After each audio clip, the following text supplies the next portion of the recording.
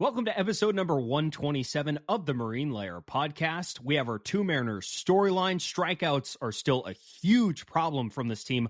We'll try and see if we can find an answer to why it is what it is right now. And also, how will this team deal with the loss of Tayler Saucedo getting injured this week? We'll go down on the farm and pick out a standout Mariners minor leaguer. We have a Russell Wilson Umpire of the week, and we'll close out the show with Speak Your Mind. You guys don't want to miss our content. So if you want to stay on top of it, make sure you're downloading these episodes. If you're listening to the podcast, leave us that 5-star review if you are. Rate and review, leave a written review, all that good stuff. If you're watching on YouTube, leave this video a like, hit subscribe, leave us a comment down below. And if you're on social media, most of you are, let's be real.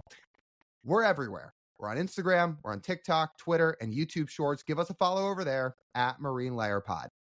Let's get it rolling. The pitch from Saucedo. A drive feet to right field. Down the line. The Mariners win this game 2-1. The dream lives. They're going to the playoffs. 1-1 from Jansen. There you go. Left field. We got a tie ball game. Julio. Oh, baby, what a moment. Tie ball game at 7-7. And we welcome you to this episode of the Marine Layer podcast, part of the Just Baseball Podcast Network. Recording here Thursday evening, May 9th. Well, that Minnesota series sucked, Lyle.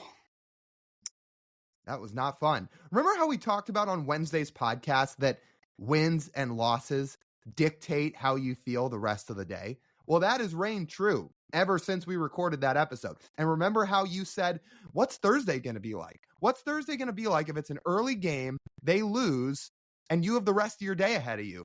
Well, here we are. That game was over basically before it began. So yes, at about 10:30 this morning, I realized I am going to have a miserable next 13 hours. Yeah, so miserable next 13 hours. I know it's cooking in your room too while we're sitting here recording. So your brain's getting some extra heat. The anger is it's flowing. The energy is here for this episode. It's a bad combination for you today. It is. At least it's nice and cool in here to help me mellow out a little bit. But, you know, it could have been, you know, probably worst case scenario day for you today. Not fun. Mariners are still striking out a lot. We're going to get into that. Offense outside of one game did not do enough this past series against the Twins.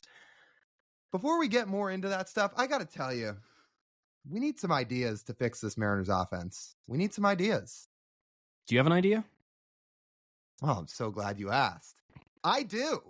And if you've been on social media this week, you know what that idea is.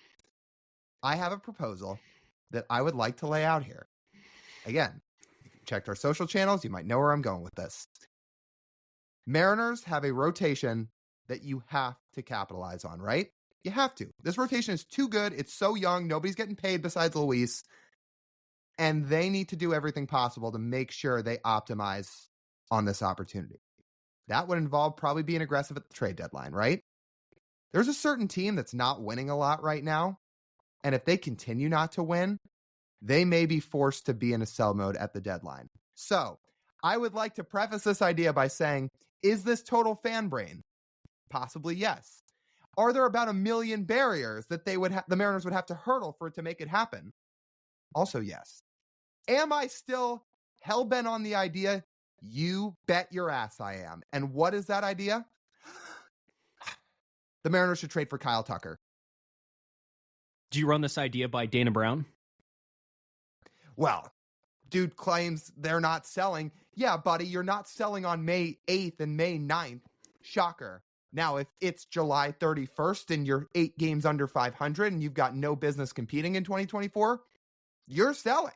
Now, does that mean you're going to sell Kyle Tucker? I don't know. You're probably going to trade off Verlander and Alex Bregman, who are going to be free agents at the end of the year. You're not getting the return on those guys that you get for Kyle Tucker. I seem to recall Kyle Tucker doesn't have an extension, does he? Kyle Tucker has 1.5 years left on his contract, doesn't have an extension. The Astros are third in baseball in payroll. They're third. Like, you know, the New York Mets, the heavily caveat, or the heavily praised or not praised team for having a crazy payroll. They're only 2 spots below them. The Steve Cohen run New York Mets. 2025, they're 7th. That payroll's high. And they've paid a lot of guys. They paid Altuve. They paid Yordan. They've paid a bunch of guys in the bullpen with Hader and Montero. They paid Jose Abreu. How many more guys can you pay? They're not going to be able to pay everybody. That's the case with every team. Tucker doesn't have an extension, and the Astros are losing. Therefore, I propose the Mariners go all in, full send this deadline. Trade for Kyle Tucker. Okay, so you asked the question, is it fan brain? I'm going to say probably yes. It probably is yes. But a trade like this isn't something that can't be done. Here's how you think about this, a trade like this. If we're going to be 100% realistic. So we've seen Juan Soto now get traded twice. Kyle Tucker's not Juan Soto as a hitter. He's closer than you might think, but he's not Juan Soto as a hitter. But Kyle Tucker is a bit better out in the outfield as well. So that could be a semi-decent comparison when the Yankees traded for Soto with 1 year of control in this offseason before he hits free agency. Now, I'm sure the Yankees expect to sign Soto to an extension if they can, but if they don't, the package that they gave up really wasn't all that much. They gave up the White Sox current number 3 prospect, Drew Thorpe, who is part of the Dylan Cease trade, and then they have a bunch of guys who are essentially net zero WAR big leaguers. Like a handful that are net zero WAR. Really, the price is not that much. Now, here's what the problem the Mariners would have in this situation. It would take a king's ransom to trade Kyle Tucker, a player that good, to a division rival to play you 15 times a season. You would really have to make it worth Houston's time to make this happen. The haul would be pretty massive, but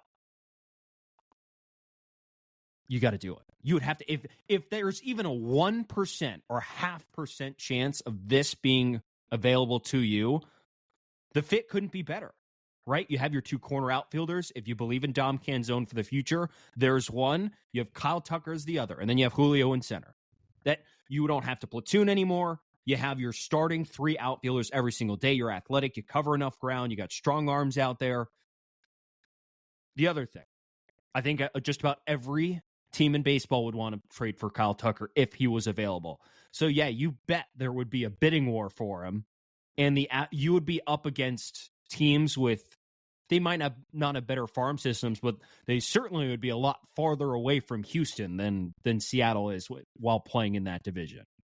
So, Lyle, I like your idea. I like your thinking. The other thing that the Mariners have working for them, or teams looking to trade for Kyle Tucker do in this situation. So you mentioned all the guys the Astros have paid. You didn't mention the guys the Astros haven't paid yet. Alex Bregman's going to be a free agent.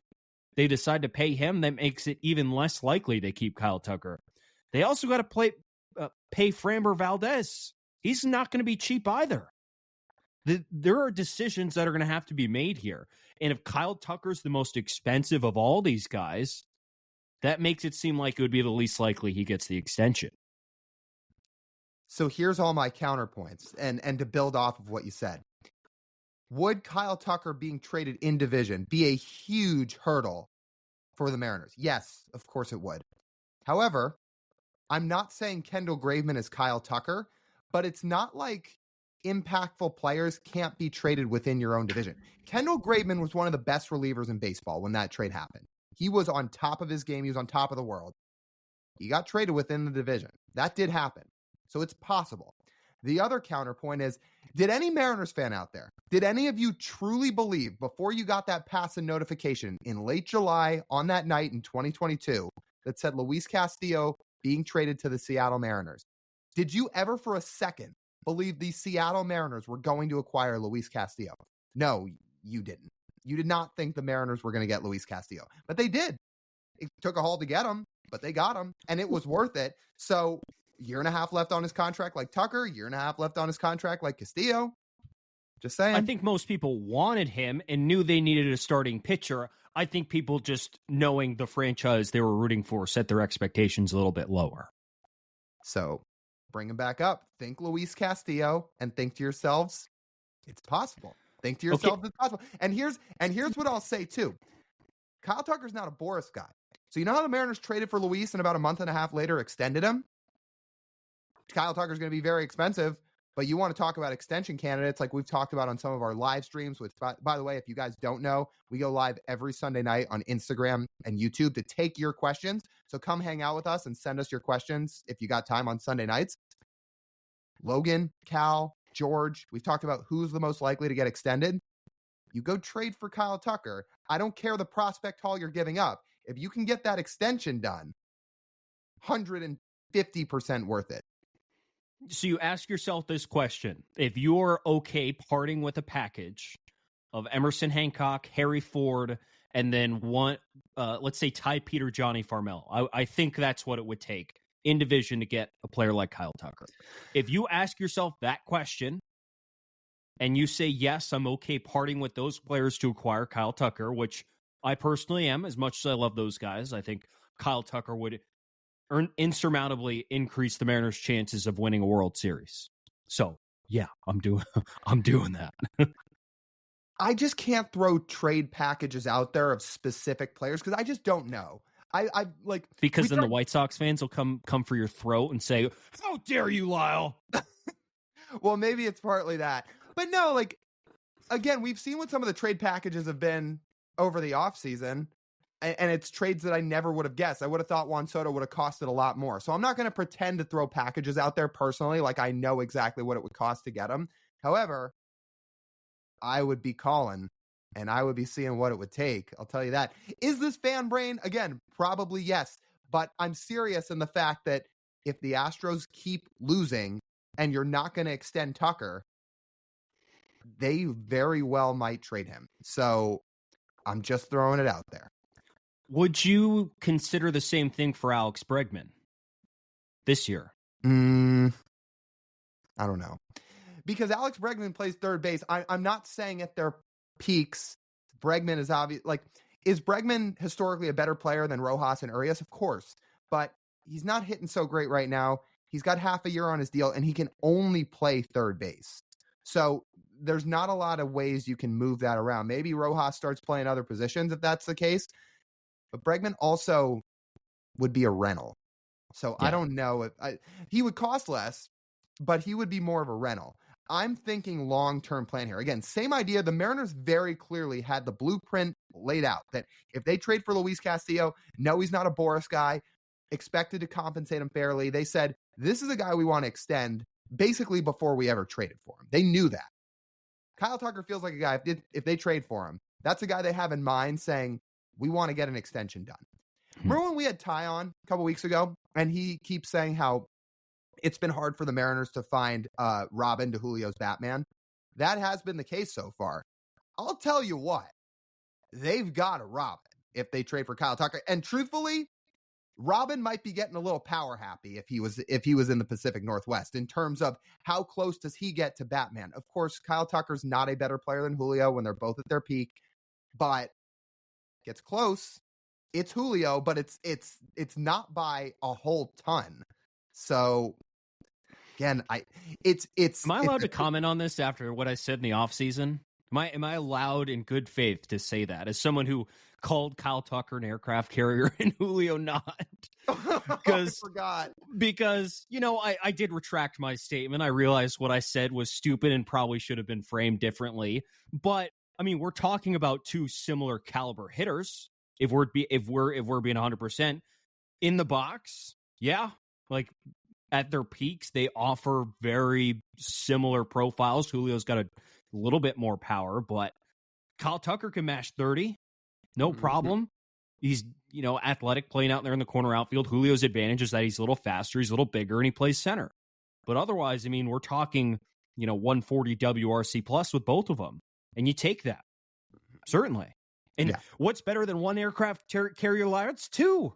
Unbeatable. That's what I'm talking about. People are probably going to get mad that we just spent 15 minutes talking about this too. 100%. 100%. Guess what? It's fun to fantasize about ideas sometimes, people. It really is. So many people are so cynical out there. TJ and I are fans of the team. People know that. So naturally, sometimes we get ideas. We think they're half decent ideas. We want to talk about them. I'm not saying this is going to happen. Is it a 0% chance? I won't quite say that, because I do think there's points that we've made that are valid between, again, if the Astros keep losing, they cannot pay everybody. Their payroll's high. It's just an idea. Before we move on, go ahead, actually. Let me put a proposal for the people who want to call us idiots and think this is lunacy. Okay, you're more than fair to think that. Give us a different proposal. Can you find us another player who can bring the impact the Mariners will need in this lineup? Because right now, they need it. Oh, this would be make an astronomical Luis Castillo level difference to this lineup, where people, so many people have been asking for the resources to be spent like a true, like, bona fide stud in the lineup. Not like a year after year all-star, like top 20 player in the sport level good.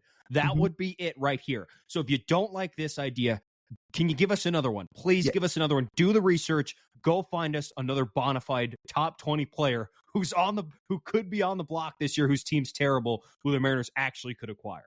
Thank you. I love that you proposed it like that. That is our ask, people.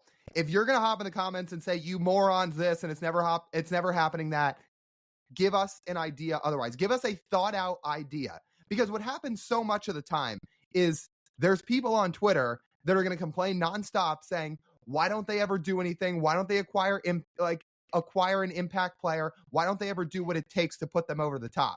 Here's two people sitting here saying, here's an idea to get them over the top. But then those same people who put those thoughts out on Twitter will then comment on ideas like this and say, you morons. Like, that's not happening. So give us an idea. I will say, though, last thing before we move on, man, have I had a field day in our comment section about this post. I have replied to almost every single person who has commented on this Kyle Tucker idea on social media, and I'm having a blast with it too. There's Astros fans that are in our replies. They're getting so pissed off. I'm going to give you a couple examples. There was somebody that replies with the start of the Yordan Alvarez home run call from the ALCS. Somebody says Alvarez launches deep right field, to which I respond to this Astros fan. Tucker races back at the track, at the wall, makes the catch, robs Yordan of a home run. Mariners get out of the inning unscathed. Like, I'm very clearly trolling back at this guy. And people like that keep replying. Like, they keep responding to, like, somehow can't read on the fact that we're very clearly trolling them back. And they just keep going. Or some people will tell us, you're stuck on idiot mode and you got, like, this is the dumbest idea I've ever heard. And I'll respond being like, false. We actually graduated at the top of our class from Harvard in ball knower. So you're wrong. I have had such a field day with these Astros fans in our comments. I got to tell you, it has been a blast. So yeah. Well, dog, to conclude all of this, I'll just say, good idea. I like it. Hat tip. That's good. Tip. Couple housekeeping things before we get into our Mariners storylines. First of all, this episode will come out on Friday. We are aware that Brian Wu will be starting on Friday. We will have a whole storyline dedicated to our Brian Wu expectations on next Wednesday's episode after he's got a start under his belt. So stay tuned for that. Secondly, a reminder, we're going to be at the ballpark this weekend. Saturday and Monday, the two of us will be at the ballpark. We'll be on the field. We'll be in the pen doing fan content. So especially Saturday, because we know that's going to be a popular day for everyone to get out to the ballpark. If you'd like to be a part of our fan content, come track us down in the pen or yell at us on the field or come find us somewhere. You should be able to find us. We'll be out there in the pen. We'll be spending time there trying to get some fan content done. So Saturday and Monday, this upcoming weekend against the A's and Royals, respectively, come find us and come say hi. That would be great. Be great. Weather's going to be awesome this weekend. Oh my goodness. So all the more reason to get out to the park, obviously. And the fact that, again, TJ and I aren't always there for a ton of games together, so we'll be there this weekend. And just one more reminder, I'll be there myself Friday, so if you're at the games Friday, you can still come find me. TJ will be there with his family Sunday. If you happen to see TJ walking around, like we've said, I'm sure he will be happy to stop and say hi. You want to meet my twin?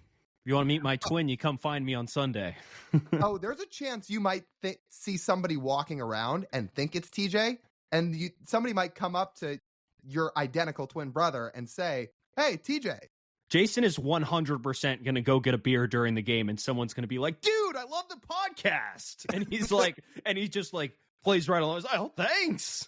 That would be funny. If Jason plays into the whole narrative, that would be hilarious. Yes, for those who don't know, TJ has an identical twin. Oh, we keep stalling before we get into the storylines too. There's a storyline we have to get to, TJ, before we even start the ones we planned out. We've talked about Gino's return. We talked about Kelnick's return. This weekend, pal, with you in person, he's back. Abe Toro. Will he drive in more runs than the Mariners score this weekend? I'll promise our listeners this. If he's going off this weekend, I'm getting it on video. I'm getting TJ's reaction on video to say, like, even if we're in, like, no matter where we are, I'm going to put that camera on him and just get his facial reaction to Abe Toro driving in 3 runs and clearing the bases on a double or something like that. I really, there are people in our comment, they're based on the season he is having, and people have pointed this out to us, like Abe Toro would be the second or third best player on this current roster, which just blows my mind right now. Abraham Toro, if you inserted him into this lineup, would be like your second best hitter right now. I'm like, what am I watching? What does it taste like vinegar in your mouth to utter those words? Yeah, yes it does. Yes it does. Because I cannot physically see it with my own eyes. And now he's coming back here in division. This is only the first of 15 times I'm going to have to watch it this year. And years moving forward. Man, I wish we had started the podcast earlier in 2022, because I got to tell you guys listening, the amount of time I had to deal with TJ screaming at me over text, watching Abe Toro at bats was unreal. You guys never got to see these reactions on the podcast, but there would be times he'd be screaming over text in all caps at me, and I'd respond. We were all at the point, I think all Mariners fans knew, yeah, he's really not playing well. I didn't know how much else I could say to TJ other than, yes, I know he's not playing well, but he would just keep going. Like it's caps text this after all caps text this, that. And I'm like, I don't know what else to say. 32 here. Starts at DH. And he can't hit. I will rest my final point here, knowing that if Abe Toro was a Mariner this year, his OPS would be like 450. I predicted, I think it was a 143, 161, 211 slash line is what he would be rocking if he was on this team. Because there is no way in hell he would be good on this team. There's no way. I'm not convinced. Well, has that given all you listeners a pretty good picture here? TJ loves Abe Toro, if you can't tell. Oh, big fan. I'm buying his jersey when we go to the park this weekend. I need to make sure I get the full picture of that. But yeah, I'm really looking forward to it, dog. Thank you for one last time reminding the people before we get there on Saturday. Anyways, though, if you're at the park Saturday or Monday, especially, we'll both be there. Come say hello. Love to have you on the fan content, especially tell us, hey, I want to get on camera. Absolutely. We'd be happy to put you on. We got some very important questions we need to ask this weekend that we need answers to, and we need all of you to answer for us. So come track us down Saturday and Monday, especially. It'll be a lot of fun. I can't wait to get home, but let's get into our Mariners storylines. We've waited long enough. Up first. So the Mariners are still striking out a lot. Well, are they striking out a lot? I can't tell. Is it 53 in this twin series? 53? Yeah, 50. 53 strikeouts in 4 games. What are we supposed to do here? What are we supposed to analyze? How are we supposed to digest the fact that despite the Mariners putting all their effort in this offseason to reduce strikeouts, and now that we've given it a month plus of time for them to get the rhythm, the weather has warmed up a little bit, and the hitters have gotten 100+ at-bats to work out all the kinks.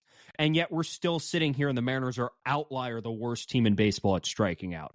How is this possible?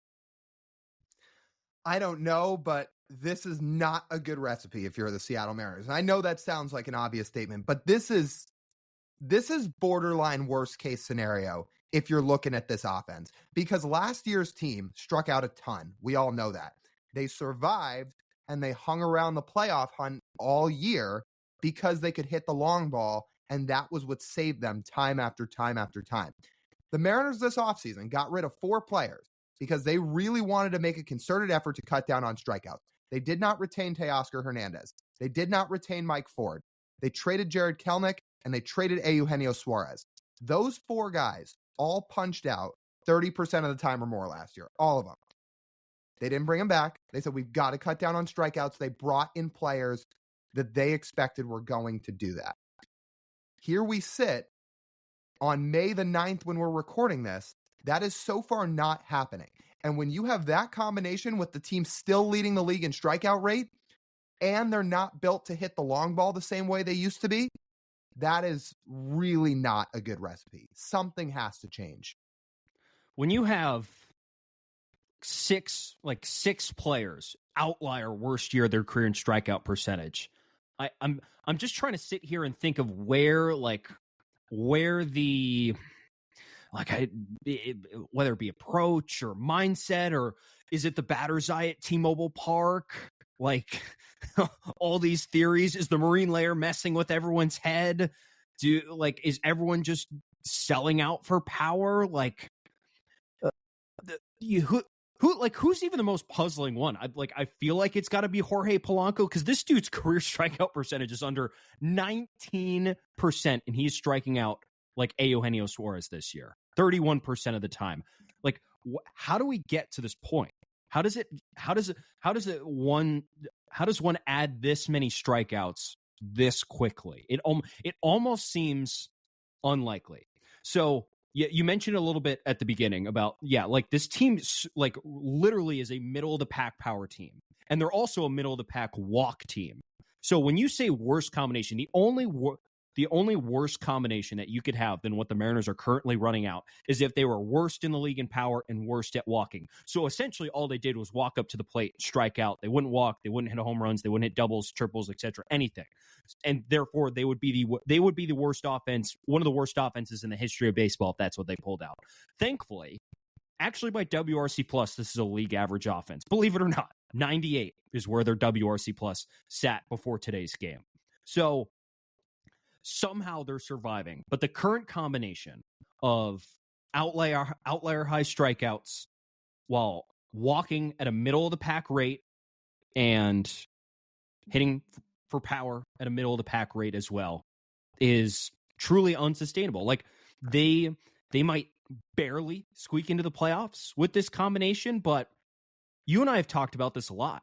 In the playoffs, to win games, you need to hit home runs, because the pitching in the playoffs gets way better. Guys go shorter, they throw harder, there's more specialization. Therefore, if you're trying to score runs, it's probably easiest to just hit the ball over the fence. The winning percentage in the playoffs the last, let's say 10 years, if you out-homer your opponent, it's like 95% you're going to win. 95%. Mm-hmm. And this team's currently not built to do that. It is truly a worst-case scenario for how you built this roster. So as we sit right now, Ty France is striking out a little bit less than 25% of the time, which isn't awful in terms of a strikeout rate. The problem is, as we know, he has not gotten it going offensively. It's really been a struggle for Ty at the plate. JP was striking out about 18% of the time before he got injured, which is about what JP usually does, which is great because he strikes out less than 20% of the time. JP's never been a big strikeout guy. Josh Rojas is striking out a little less than 18% of the time. Also great. We can't say enough good things about Josh Rojas so far this year. But I got to go through the rest of this list. Let's read it down. And I'm going to try to do this without turning into the Joker here. But we're going to do it. Julio's striking out a little over 28% of the time. Demo's striking out a little over 28% of the time. And after that, man, you have 4 hitters currently. 4 hitters that are everyday starters. I'm not including JP in this because he's been injured.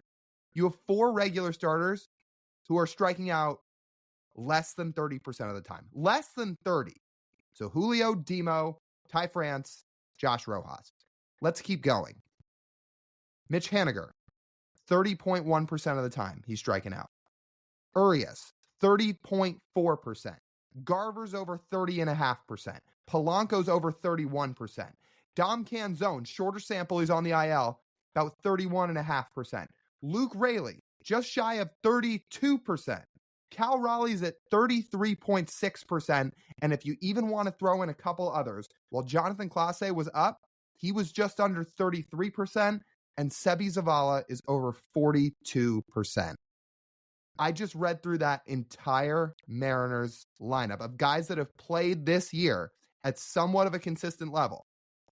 And you have 5 of those total guys, if you want to include Crawford, who are less than 30%. You have 2 who are less than 20% and 3 who are less than 25. Like, that cannot sustain. No, sorry. That cannot continue. That's what I mean to say. And it also might not be able to sustain itself. You know, I was trying to find an answer to this. Like, I wanted to go into this segment. Why are they striking out so much? I could not find a definitive answer. I have some ideas, but I was hoping through my analysis of looking on Baseball Savant to try and find an answer of why they're striking out, besides the raw numbers themselves. When a 2-strike pitch is thrown, they're swinging and missing or watching it for strike 3. Yeah, duh. That's why they're striking out a lot. But it's more than that. Because if you think about this, you would expect a team that strikes out a lot to chase a lot. They're 5th in baseball in chase rate. They, look, balls out of the zone, they're not swing. They are the 5th best team in baseball at not swinging at it. But I saw the point made earlier, and this makes a lot of sense. So overall, they're not chasing a lot. But when they do chase, they're chasing egregiously bad pitches, therefore less likely to hit it.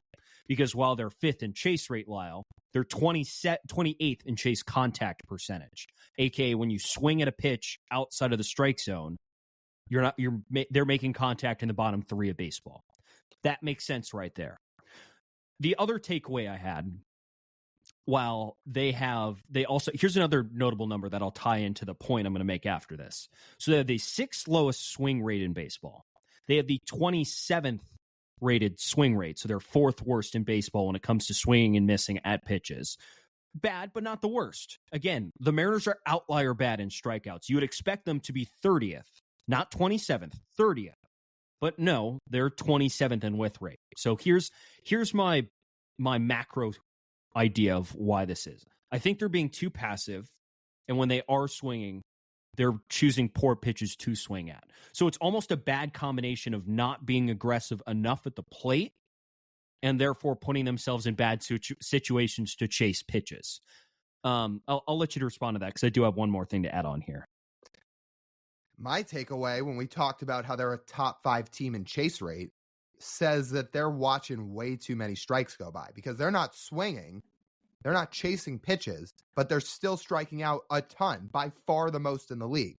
So if you're not doing it by chasing, for the most part, you're probably watching a lot of strikes. And the eye test backs that up. They are watching strike 3 go by a lot.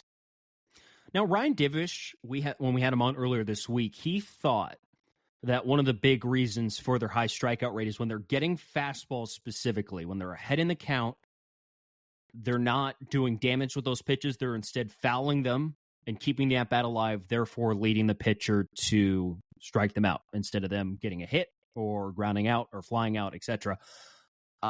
Love Ryan. I was curious. I'm like, I want to find numbers to back this up when he's saying this. They're actually like right around middle of the pack in baseball doing that. Like ahead in the count, facing fastballs in the strike zone, middle of the pack in baseball, if not better than that, right? So that's not even the issue either. Getting pitches to hit and swinging at them, that really hasn't been the issue when they put themselves in opportune counts, in good counts. And they're trying to do that based on how many pitches they're seeing this year. But overall, the results are just not there. So in conclusion, it's on the Mariners to figure this out. I don't know if there's a solution with the current set of rostered players that they have to fix this, because this is pretty extreme. Usually a team will tell you what it is within a large enough sample size. 1 month, maybe not, but 2 months. if they continue to strike out 29% of the time over 2 months, then that's what this team is. And then we get to June and they're still sporting a 29% K rate. You realize, okay, so this roster is going to strike out a lot, whether we like it or not, whether we think we fixed the problem in the offseason or not. That does not matter anymore because this roster currently does strike out. And then maybe it comes with the addition of a Houston Astro who doesn't strike out all that much, right? To sort of try and mitigate that, where you put a guy in the middle of your lineup. Okay, he strikes out 21% of the time, or however high Kyle Tucker's strikeout rate is this year. So that, like, maybe it'd be that. You beat me to the punchline. I was going to let you say all that, talk about what is the solution with this Mariners offense and their strikeouts. I was going to respond with a one-liner, but you beat me to it. Kyle Tucker strikes out 16.8% of the time. Perfect. Except people, you know, then people will say, well, he comes here, he's going to then strike out 26% of the time. That'd be pretty good compared to where the rest of the group's at right now. I would take 26% right now. I mean, assuming you're pairing it with everything else Tucker brings to the plate offensively, yeah. I'm just trying to think, like, where does the blame go with this? Like, seriously, is it on the org? Is it on Brant Brown, the new offensive coordinator? Is it a front office, philosophical, organizational thing? Is it individual level with the players and their private hitting coaches who they work with just as much as they work with the guys in the org? Like, I'm puzzled. Like, it feels like it should be a collective effort to get this bad, really. When we talked to Divish about this on Wednesday's pod, he was very, very adamant about the people online that keep saying it's the hitting coaches. It's not, because what Divish likes to make a point of is, where are all these people giving the hitting coaches all the credit when somebody has a really good at bat? When Cal hits the grand slam on Tuesday, or somebody comes up with a clutch hit, they don't get the credit. They only like to point fingers and blame when it's going south.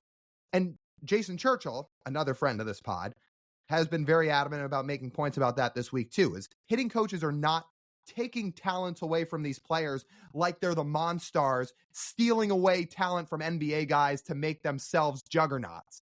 Like coaches are not sucking the talent away from players. That's not what, like, they can't go up and hit for them. That's not what's happening.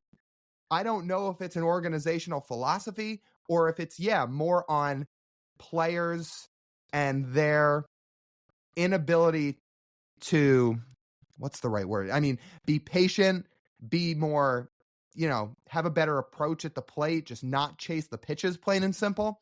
I think it's more on the players, if anything. The players are the one taking the at-bats. The coaches can give them all the information possible, but at the end of the day, it's those guys in the box, it's those guys seeing the pitches, it's those guys hitting or not hitting, in this case, striking out a lot. I think when it all comes down to it, yes, it is on each individual player to make a real effort, a concerted effort to cut this thing down. Just to see so the players then, but then to see that all happen at once. That all the players happen to have at the same exact time their outlier worst strikeout year. All at the same time. It almost should not be possible. You know what's also frustrating? I was taking a look at some of those savant numbers I mentioned, chasing in the zone, or chasing out of the zone, fastballs ahead in the count, fouling them off, etc., stuff like that. I was curious. I was trying to find a similar team. You know a similar team I found? The Atlanta Braves. Yeah, they're pretty good. They hit a lot of homers. They're a pretty good offensive team. Similar profile, by the way, but they strike out 6% less of the time than the Mariners. Pretty similar chase numbers, in-zone swing numbers, whiff numbers, all of that. But the Mariners are the ones who are struggling offensively and are outlier worst in the league in striking out. Meanwhile, the Braves, last I checked, had the second best offense in the league behind the Dodgers. So it's possible to make the combination of what the Mariners are trying to do work, but the way it's being executed right now is suboptimal. And the more series the Mariners have, like with this and facing pitching staffs like the Twins, the more frustration people are going to have. You're not confident right now if the Mariners go up against a starter who has plus stuff and he locates. Even against the Diamondbacks, Slade, how do you say his last name? The Miami kid, Cashone? Slade Ciccone, yeah. He unproven at the big league level for the most part, but really good stuff. Throws 96, has that slider. stepped on the bump and dominated against the Mariners because he has plus stuff and he was locating that night, right? So the feeling when the Mariners go up to the plate against a starter like they did today in Pablo Lopez, who has plus stuff and who's locating, you just don't really feel that confident because there's nothing this lineup does right now that would make the starter do anything but just go essentially like locate on the edges and then throw an off-speed pitch with 2 strikes and it's game over, right? 1 run. Yeah. You know how you can honestly fix this? Time. And I don't just mean time for guys like Jorge Polanco to cut his strikeout rate down, which of all the players, he's the one I most expect for it to come down by season's end. If Jorge Polanco's not under 26%, I'll say, or 26.5%, I'll be very, very surprised. He just doesn't do this in his career. He just does not strike out this much. But along with that, I mean time for other guys to get back. So we highlighted all the guys who are striking out a lot, right? But when some other guys start to get back, you may see the strikeouts go down too. Here's what I mean. So let's highlight the guys who are under 25% in terms of their K rate. Ty France, he's the first baseman. Josh Rojas, he's usually in there at third. And then JP Crawford, when he's healthy, he'll be back in there at short. That's 3 guys. When Dom Canzone gets back, we have seen from him that despite a higher strikeout rate and a smaller sample through April, or start some of April, that in the minors and both last year in the majors, he is actually not a high strikeout guy. That's another guy that you can add back to the lineup and say, okay, Canzone should help cut down the strikeout. So now that's roughly 4. You've got Ty, you got Rojas, you got Crawford, you got Canzone. That's 4 guys who should strike out less. If you count on Polanco cutting the strikeouts down, at some point that should be 5. You got to give it time. Like I said, time is the key here. Garver, if you expect for it to cut down, another guy they signed with the intention that it will, that's 6. You have to rely on Polanco and Garver, not just hitting their stride, which is going to be the overarching theme of this season offensively, but cutting down the strikeouts. This is what you acquired them to do. That's 6 guys. Then if you throw in Cal and Julio, okay, those 2 might strike out a little bit, but it can be counterbalanced with other guys who aren't striking out as much if you have those 2 in the lineup. And even Julio shouldn't be striking out 28, 29% of the time either. He usually sits around the 25% mark, which is manageable. So if it's Cal, and then if it's somebody else that's in there, okay, Rayleigh strikes out a little bit. If you have 2 higher strikeout rate guys, but obviously Cal balances everything out with all the power he brings to the plate on offense, in time, there is a chance this can go down. So maybe that's the solution, is time. You outline all that. Those guys are in the lineup. It could come down. Less people would be complaining about Julio's strikeout rate if he had like 9 homers right now, but he doesn't. Right. Which, again, the worst combination you can have. I know you said time is, something you got to look at. The Mariners don't have a choice. They can't replace their whole roster. Like, this is what they have.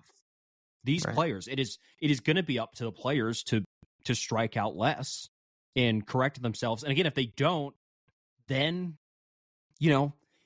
maybe they make the postseason. Maybe the pitching really does drag them there.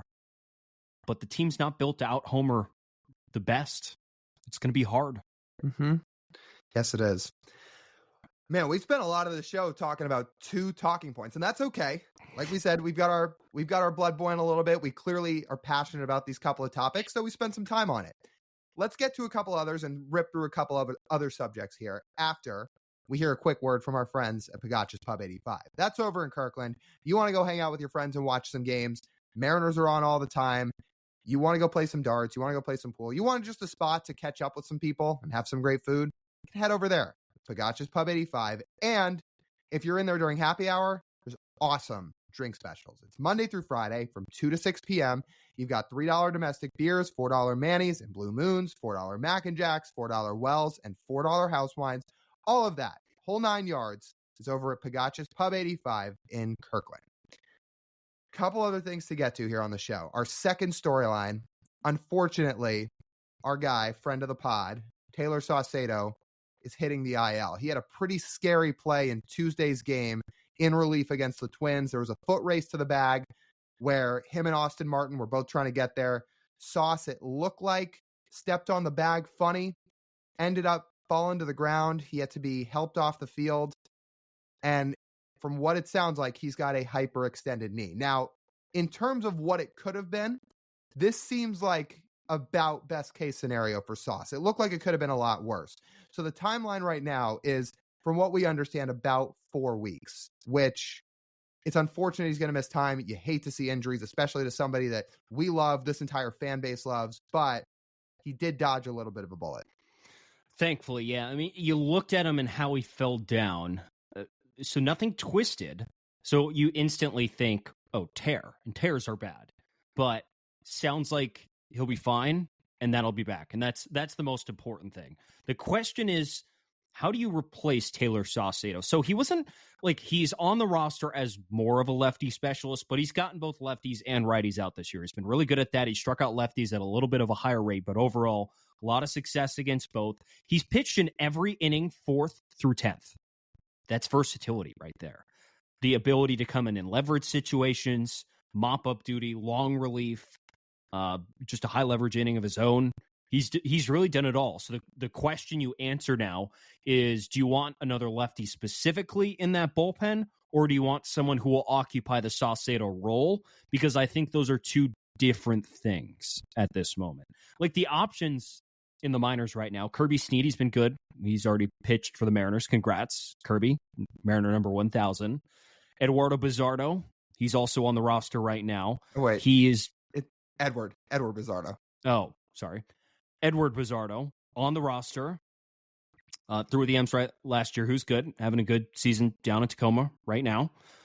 Small sample last year, he was better against lefties than righties. Carlos Vargas is not, and he's not going to be a replacement. Go look at his numbers in AAA. He's not going to be replacing Tayler Saucedo. His strikeout numbers are down. His walk rate is up. He's working through some things down there. And then Jonathan Diaz is the other one in Tacoma. He's also been really good, though he's been starting. So the Mariners would bring him up to relieve instead of start at the big league level. So I don't know if any of those names jump out to you, but that's sort of the conundrum the Mariners are faced with right now. And also the fact that they're losing another person they trust in leverage situations. A bullpen that is in dire need of leverage relievers. The injury bug has gotten them in that department. Right now, it feels like they have about 3. Munoz, of course, Gabe Spire, of course, and Trent Thornton. Ryan Stanek will throw in high leverage. He is not at his best form yet. He hasn't quite pitched that way yet. Obviously, you're banking on that he can get there. He has the track record and the stuff, absolutely, to get there. But you do need some more guys behind him. 100% you do. Now, in reality, if it's going to be about 4 weeks for Saucedo, that's not that many innings you have to throw. Sauce would throw about, twice a week when he was healthy? Yeah. So if it's going to be 4 weeks, roughly, we'll call it 8 appearances. You've got to find somebody for 8 appearances. If it can be Snead, if it can be one of the other guys you outlined, Sammy Peralta is another left-handed reliever that's on the 40-man. Maybe he's an option at some point too until Sauce gets back. Somebody can fill those innings, you'd hope, in the few appearances that will have to be made until Tayler Saucedo's back. So you can look at this 2 ways. You can look at it as you don't have to fill that many innings since he's not going to miss a ton of time, but those innings are still very important. Sauce played a crucial role in what the Mariners do in the bullpen and does play a crucial role. So you have to find somebody that you trust that can get those outs. Whether it's a lefty or righty, you've got to find somebody that you can rely on to come in and get these outs and has the comfortability to pitch in a bunch of different situations. I'm glad you highlighted it that way because I wanted to make it a point. It does not need to be a lefty. Just because Saucedo's a lefty doesn't mean you need to replace him with a lefty. If it's a righty, you just need to get lefties out. There are righties who are really, really, really good at getting lefties out. And that's really all it boils down to. I think for so long, baseball was infatuated with the lefty specialist, and then you trot out someone like Mark Zepchinski who doesn't get anyone out, and it's like, well, what's the point of a lefty specialist if he can't even get lefties out? And then you're essentially wasting a roster spot for someone who gets one out. So all these guys have to be so good now to get both lefties and righties out because it doesn't achieve. I know you're smiling. I had to get that in there. We touched on Abe earlier. We had to get to Scrabble at some point as well. And people wonder why our blood's boiling on this podcast. Mariners lose 3 of 4, didn't score a ton of runs, paired with it is super hot in my room recording this. TJ, we're bringing up old flames and Abe Toro and Mark Zipchinski, who to fill people in, along with Abe, another Mariner TJ could not stand watching back in 2017 was Scrabble himself. So it's all coming back. Don't pretend like you liked him either. He went the first month or so without giving up a run. Yeah, what, in 3 innings? I think it was a little more. Oh, yeah, for his 2 batters a week he got. Right. Yeah, Eric Swanson was a stud in 2022, and he had reverse splits. There's a perfect example of a guy that is a right-handed pitcher but gets lefties out. So there, you can find a guy that has reverse splits and is a right-handed pitcher that can get left-handed bats out. So whether it's a lefty or a righty, the Mariners roll with long-term in Sauce's absence. We will see, but they do need to find somebody they can rely on. Now, as a result, we've seen guys like Tyson Miller and Cody Bolton throw in a little bit higher leverage over the past couple of days because of all the injuries in the bullpen. Other guys have been bumped up. Miller and Bolton, until this past couple games, had been pretty good. Now, they hadn't thrown in a lot of high leverage, but they've been pretty solid. Unfortunately, both of them have had their issues the last couple of days and gave up their share of runs. So I'm sure they'll get more chances because they're going to have to here in the next couple of weeks. But it's going to be TBD if those are guys you truly rely on or not, or if you try other options. And I thought Tuesday was the perfect example of where they're at. Like Tyson Miller's pitching with a 2-run lead in the 7th. I know that's not how this bullpen is built, and that's not who Tyson is. Well, he hasn't proven that's the kind of spot he's in, and he came in and gave up a run, and it got closer and closer and closer. Or wait, no, did he give up? No, he gave up. Yeah, no, did he give up the lead in the 7th? No, I think so. Yeah. No? Well, regardless, the game did get tied before they scored 4 in the 9th inning and took the lead. Regardless, he coughed up runs in that inning, and that's because they had to squelch out a fire earlier in the game with Gabe Spire, who had to come in all the way in the 5th. Right. And right now, there are not the horses in the bullpen to cover all the leverage situations you need. And it was a blowout today, sure, but Miller did give up another couple of runs in relief today. Only one was earned. He gave up a bomb to Max Kepler, but they're going to have to keep rolling with him. He has shown flashes of being very good. Again, they compare him a lot between his delivery and his stuff to that of Paul Sewald. Now, Miller's ERA after today still only sits at 3.09, so that may be a guy where they continue to give him chances because they need somebody to step up in high leverage. But yes, the bullpen, which was supposed to be one of the Mariners' best strengths, is not at full strength right now. You don't have Sauce. You don't have Brash. You don't have Gregory Santos. Stanek isn't throwing like the Stanek we're often used to. It's been a little bit of a puzzle they've had to put together, and they're going to have to keep piecing it together in Sauce's absence for the next few weeks. And that's why the deadline it's going to be important, and reliever looks more and more and more like a position they're going to target when we get down the stretch. Kyle Tucker aside, reliever is a necessity no matter what. Before we go down on the farm and check into the Mariners minor leagues, let's hear a word from Game Time. Summer's right around the corner, which means heading out to the ballpark in that warm weather is also around the corner.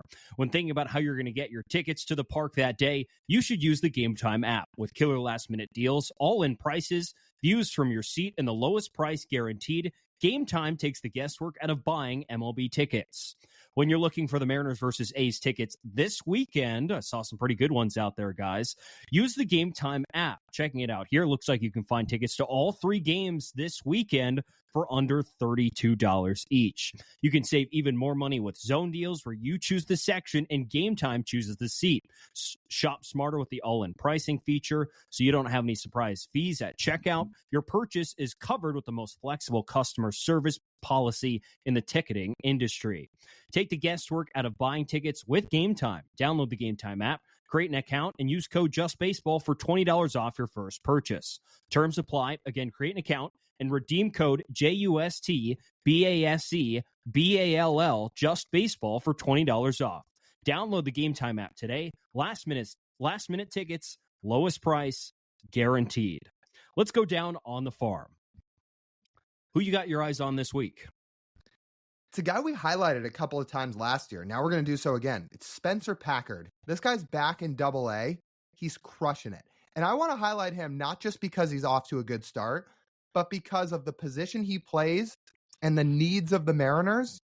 You might want to circle this guy a bit. I'm not saying he is some blue chip, highly touted ultra prospect that's on his way in the next couple of months, but I am just saying keep an eye.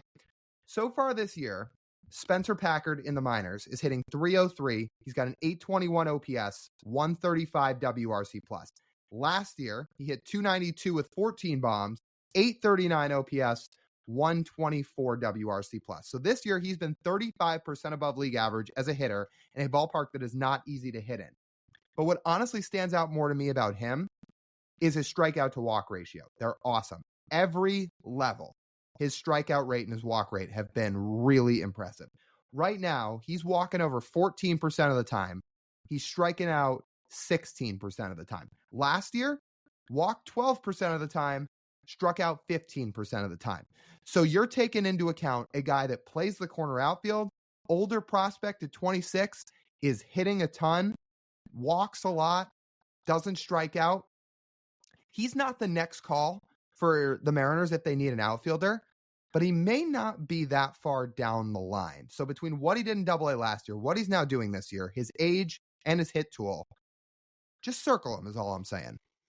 Doesn't seem like a scenario where they would pull him up directly from Double-A if they needed him, but I would say his wait time to Triple-A is probably not that far away. Like that, that seems like a next logical step for someone with his profile. Like go up to Triple-A. It's like it's the Ryan Bliss. Ryan Bliss dominated Double-A last year. They put him in Triple-A, and he's working through some things. I think Spencer Packard, without that like ultimate blue chip prospect type of upside, like his teammates Harry Ford and Cole Young are probably not going to Triple-A. They're probably, when they're ready in Double-A, are going straight to the big leagues. Packard, I think, is going to spend some time in Tacoma, and if he goes and hits in Tacoma, it's going to be a lot easier for the Mariners to justify putting him on the 40-man roster and then calling him up that way. So, you know, I think so too, and he also plays corner outfield, which is a need.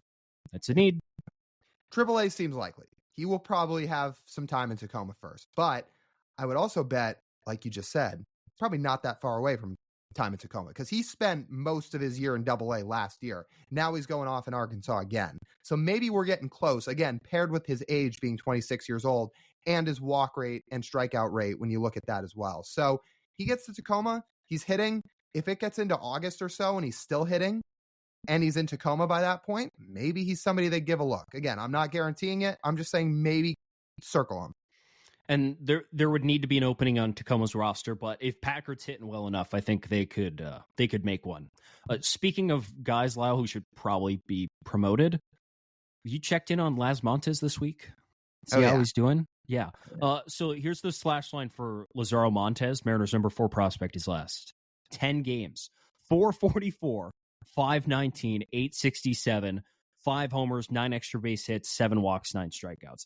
This dude is striking out 14% of the time in Modesto. 14%.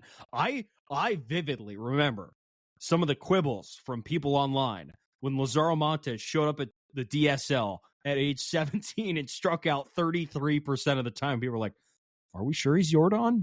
Are we sure?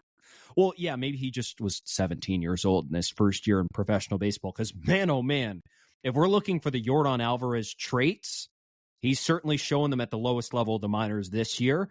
He is not long for Modesto. This dude is 100% figured out the Cal League pitching, because 14% strikeout rate, 14% walk rate.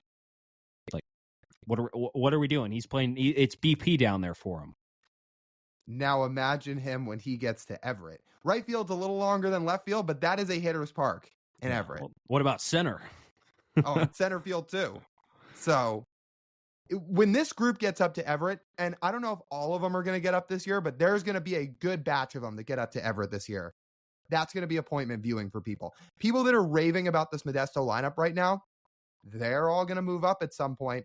Yes, we'll probably see the blue chippers like Colt Emerson and Lazaro Montes, those two at least, in Everett at some point this year. I would bet at some point we'll see Farmelo too. Emerson and Laz, I'm guessing almost for sure. But there's guys along with them too. probably see Caleb Cali in Everett at some point. We'll probably see Luis Sweespel in Everett at some point. We'll probably see a couple others. That's going to be a really fun team to go see when they're in Everett. Hey, you remember when I brought Jacob Sharp up last week? Someone left us a comment about him, too. Continuing to hit down there in Modesto. Fun lineup. That is a fun lineup. But Laz, man, holy moly, he's working his way up. We'll say that. I think he's figured it out at low A. So I think it's time for him to go to Everett here soon. I can't wait. And another guy that is about the easiest person on earth to root for. Such a fun personality, which most of you probably know. If you don't and you haven't been as tapped in on it, check in on Laz Montez. He is such a fun guy. So yeah. Okay. Russell Wilson Umpire of the Week. You teed this one up. Who we got? Manny Gonzalez, congratulations. So he just had the worst umpire game of the week. On Tuesday's Giants-Rockies game, he missed 17 calls, 86% called strike accuracy, 91% called ball accuracy, 6% below average on balls, 2% below average on strikes. The worst game of the week. Congratulations, Manny. Not seeing over the middle. Woo! That qualifies as a rust trait, doesn't it? You're not seeing over the middle. That's a rust trait. I'm having an itch right now. You know what the itch is for? Another bad ejection. That's what I need. A bad ejection. My itch personally is for the challenge system, but I'm beating a dead horse. Well, that too. Yeah. I almost did CB. I almost did. But Manny Gonzalez was a little bit worse this week. Manny Gonzalez is a bit of a niche name. Don't worry, dog. CB is going to be on this list at some point this year. He's going to get the award. I don't know when. I don't know how. I don't know at what point. But you know he's going to be on it. And if we had to bet, probably more than once. Probably. Again, we need to. So obviously the namesake of this award is the cringe master himself. But if we were actually ever to give a name of this award to an umpire, I mean, we would have our contenders. We'd have CB, we'd have Angel, we'd have Laz, we'd have Joe West, I think, in his latter years could earn his way onto that. We might have to just do a Mount Rushmore of names. I think those four are the Mount Rushmore. Okay. I think it's I those like four. that idea. Yeah. You ready to speak your mind? Let's do it. Let's get to speak your mind. Okay, what's on your mind today, Lyle? What's on my mind is a couple of topics that may or may not be what we tee some fans up for some content this weekend. Not the fan interviews themselves, but what the content consists of. I'll pick one. Something tells me you might have a thing or two to say about the other. I could be wrong. I'll talk about Pat Bev here, who really made some waves this past week for basically being in a press conference and getting 33 million views, at least the last time I checked, on a Twitter video asking a reporter, do you subscribe to my podcast? Only for that reporter to say no. And he's like, all right, you can't interview me then. If you're not subscribed to my pod, you can't be interviewing me. And that went viral. Pat Bev had to apologize for it. And I will say, I didn't realize this till about a day ago. He's been doing that for a while. I guess I didn't pick up on that. He's done some post-game interviews on TV that they basically couldn't even use because all he'd say in his answers were subscribe to my pod, and they basically couldn't use any of it. I've seen it on the Jumbotron of him yelling into the stadium mic saying subscribe to my pod. He's done it on some interviews with other people. This one went the most viral. I didn't realize how long Pat Bev's been doing this. And that's not even the worst thing he did this week. He chucked a ball at a fan who wasn't looking. And everybody seems to be forgetting about that part because the podcast subscribing thing is what's going viral. Both went viral, but I feel like the subscribe to my pod thing has gotten more traction. Pat Bev is not a good enough player to be doing that. You are not good enough to just be like, I'm going to high step around all the media members. He's a dick. Yeah. He's a dick. Absolutely. He has no intention of being in good graces with any of the media members. And then shockingly, Pat Bev would probably be the one who would be super pissed off when they wrote something negative about him. Mm-hmm. That's how these things work. You piss off the reporters, they write something negative about you, and then you get pissed off they wrote something negative about you. Oh, no shit. Yeah. He's like, and his suspension was only like 4 games for throwing a ball at a fan. Like, that was low. He's something else. And he claims he called that reporter and apologized. And that part I believe. What he claims is they said they were he claimed they were laughing about it on the phone. That they laughed about the whole interaction. That part, I don't know. I don't know if the reporter was laughing. Oh, if you're not watching on YouTube right now and you're just listening, TJ's grabbing the hat that he's wearing and taking it off and on and kind of shaking it around. That's TJ's way of saying that's Cap. That is Cap. I don't buy that for a second. Because you know what? Pat Bev is going to do the exact same thing next year when he gets the opportunity. And yet, like, it's going to get caught on camera again, and the league will probably have to suspend him again if he does that. Like, they cannot have the image of one of their players doing this kind of stuff. So, in conclusion, what did I start this topic with? We may be doing some content ourselves based around this. What is it going to be? You're going to have to find us in the pen, hop on the mic, and experience it for yourself. We'll do it this weekend. I'm excited. I'm looking forward to that. It's going to be good to get back out into the pen. It's our favorite area. I know. It really is. Now, can we get? Again, we need to find a way to drag Divish down there. They got to name the pen after Divish when he one day retires. If they just call it the Ryan Divish pen, that would be the greatest. Well, he thing always ever. says he wants to bartend. Why couldn't he just go work at that bar? Oh, that would be hilarious. We should. That should be. If he loses a bet, we should say he has to. Let's bring that up to him on Saturday. That's a good let's idea. do it. You lose a bet, you have to work one shift at the the pen bar. I did say I had 2 things on my docket. I'm trying to read your mind here through our computers and through our recording system. Are you about to bring up the other thing I think that is on? No. The other thing that's on my list. Oh, you're not. You're not about to bring up Drake and Kendrick beef. I'm not. No, I did not have that. Okay, well, I can spend 30 seconds on that saying I don't know who's winning at this point. It seems to be very back and forth. Drake got 1 million dislikes on his last song that he dropped. I thought by him dropping that song and exposing Kendrick a bit that people were going to side back to him, but it doesn't actually sound like they are. I don't know. I'm going to say Kendrick. I'm going to say Kendrick's winning this one. I mean, that's what I'm leaning towards. So, yeah, let's go with that. Mm-hmm. Yeah, I'm going to say Kendrick. Kendrick's got the, his music playing in warm-up playlists at NBA playoff games. It's been on TNT and ESPN. So I'm probably going to lean Kendrick. A lot of accusations flying around from the 2 sides. We don't really know what's true and what's not. So I guess we'll have to see. But, my gut feeling's Kendrick. Yeah. So I agree. My speak your mind was not either of those things. I'm more just calling out myself for the. I'm a little off my game, Lyle. I went shopping last weekend. I spent 3 hours walking around a mall trying to. I was shoe shopping. I said I'm going to go buy shoes for myself. I need more shoes. I have money to spend. I walked around for 3 hours and bought 1 pair of shoes. I went in like 5 or 6 different stores in 1 pair. Like, I'm calling myself out for being too indecisive. It is one of my worst traits. If I'm by myself trying to buy anything, I am very indecisive. So I walk in there, don't see exactly what I want. Boom, I'm out.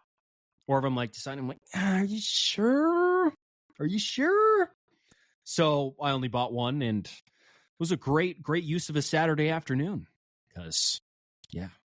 Only 1 pair. Very disappointed in myself. I'm going to be totally honest. I can 100% relate to that. I've done that exact thing where I'm on my own. I go set out to buy something and then I'll walk around forever. I can't decide what I actually want, if I'm really going to get it, if I need to go check somewhere else. And it's usually at the mall too. I've done that exact thing. So I get it. Yeah, well, I'm gonna have to take another 3-hour trip up there just to find my next pair of shoes because I do need 1 more pair. So why don't you just order them online? Well, Well, I'd like to go try them on first, so I don't have to return them. That's a lot of work. Is that But worth- if it gets to that point, then perhaps. But I also like excuses to like go somewhere that's not here, because I spend a lot of time here and there's really not a lot to do here, as I've said many times on this very segment. So an opportunity to go somewhere else is usually encouraged. Well, all right, but you were just complaining about the drive. Well, it's not 3 hours. I mean, spend 3 hours there. The drive's like an hour. Oh, that's not so bad. Yeah. No. What pair of shoes did you get? Hang on. This is Quick A+ podcasting. podcasting. Yeah. These Reeboks right here. See that? Oh, I like those. Yeah, they're nice white shoes. Nice little accents too. So, yeah, it's my second pair of Reeboks. I hadn't owned any Reeboks, but now I have 2 pairs. I like them. I'll bring a pair. I'm not sure which pair I'm going to bring to the ballpark this weekend, but I will be bringing one. Okay. They're nice. I don't know, not really like basketball shoe like, but they're nice. I like them. A little bit more dressy and lifestyle and more like casual. And I'm trying to get more shoes that fit with more of the outfits, as I've talked about my year-long quest to buy better clothes and dress a little bit better. So All right. perhaps break out some good fits this weekend. We'll see.